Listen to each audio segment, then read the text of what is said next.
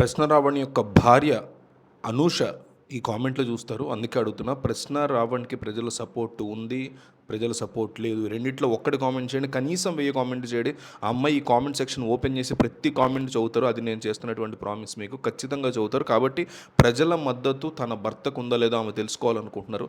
కాబట్టి మిస్ అవ్వకుండా ప్రతి ఒక్కళ్ళు కామెంట్ చేయండి. ప్రశ్న రావణ్కి ప్రజల సపోర్టు ఉందా?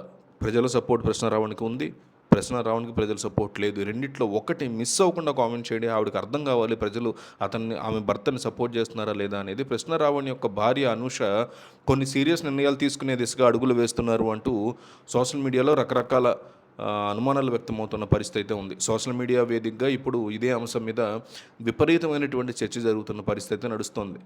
అంటే రీసెంట్గా ఒక ఫేమస్ యూట్యూబర్ అయినటువంటి ప్రశ్న రావణ్ వరుస అరెస్టులు, పోలీసు కేసులు ఇవన్నీ ఎదుర్కొంటున్న నేపథ్యంలో ఆయన భార్య బచ్చలకూరు అనూష తీవ్ర మానసిక ఆందోళనకు గురవుతోంది అనే వ్యాఖ్యలు వినిపిస్తున్నాయి.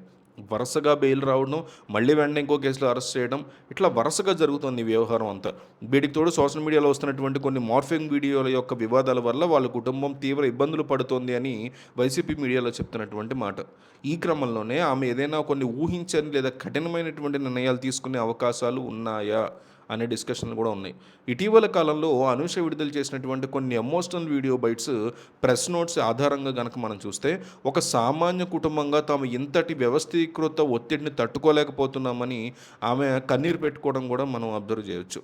ఒకవైపు చిన్న కూతురు తండ్రి కోసం ఏడవడం, ఇంకోవైపు వరుస పోలీస్ స్టేషన్ల చుట్టూ తిరగాల్సినటువంటి పరిస్థితి రావడం, ఇది ఆమెని తీవ్రంగా కలచివేసింది అని చెప్పుకోవచ్చు.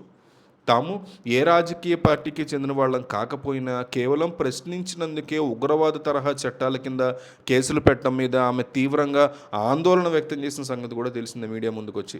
ఈ క్రమంలోనే ప్రభుత్వం మీద ఒత్తిడి తెచ్చేందుకు లేదా ఈ వేధింపుల్ని అడ్డుకునేందుకు ఆమె న్యాయపరంగా కానీ లేదా పోరాటాల పరంగా కానీ కొన్ని సీరియస్ నిర్ణయాలు, సంచలన నిర్ణయాలని ఆమె ప్రకటించే అవకాశం ఉంది అనేటువంటి మాటలు అయితే గట్టిగా వినిపిస్తున్నాయి. ఆమె నేరుగా మానవ హక్కుల సంఘాలని ఆశ్రయించడం లేదా కోర్టుల ద్వారానే కాకుండా రాష్ట్ర వ్యాప్తంగా ప్రజా మద్దతు కూడగట్టేలాగా ఒక పెద్ద నిరసన నిర్ణయాన్ని ప్రకటించబోతున్నారు అనే వ్యాఖ్యలు చాలా స్ట్రాంగ్గా వినిపిస్తున్నాయి. అయితే ప్రస్తుతం ఈ అంశం మీద ఇంకా డిస్కషన్లు నడుస్తున్నాయి తప్ప ఆమె ఇంకా అఫీషియల్గా ఎటువంటిదైనా ప్రకటించాల్సి ఉంది. ఆమె నేరుగా నేషనల్ హ్యూమన్ రైట్ కమిషన్కైనా లేదా సుప్రీంకోర్టుకైనా వెళ్ళే అవకాశాలు గట్టిగా ఉన్నాయంటున్నారు.